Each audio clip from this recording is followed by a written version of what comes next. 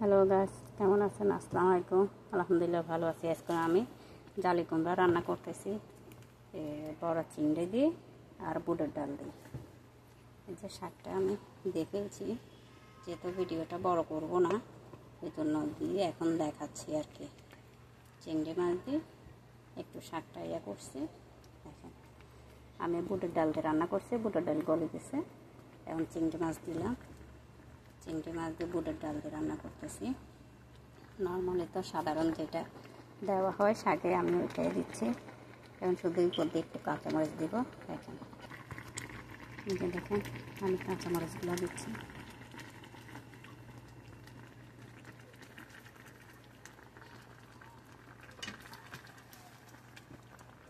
এখন ঢাকনা দিলে 2 মিনিট পরে নামাই ফেলবো আমি। শাকটা হয়ে গেছে, এখন আমি একটু তেল মারে দেবো। তেল মারার পরে রান্না করা হয়ে গেছে, খাওয়ার উপযুক্ত হয়েছে। ঠিক আছে, আমি এখন তেল মারবো। দেখো, এই জন্য শাকের জন্য এই যে আমি পেঁয়াজ দিলাম, রসুন দিলাম। এখন শাকটা থেকে তেল মারবো। তেল মারলে শাকটা খাইতে ভালো লাগবে, খাবার একটা টেস্ট। তেল মারা জিনিস আমার কাছে অনেক ভালো লাগে, যেটা তেলে বাগা বলে। তো একটু ব্রাউন হওয়ার জন্য চেষ্টা করতেছি।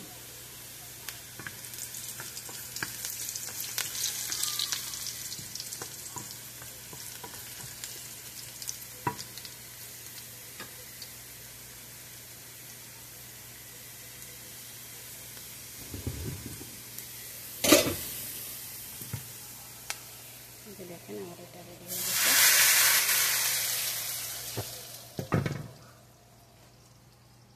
আমি তেল মারি ফেলছি, দেখেন কালারটা কত সুন্দর আসছে, সবুজ সবুজ একটা কালার। তো ভালো থাকেন, আল্লাহ হাফেজ, আসসালামু আলাইকুম।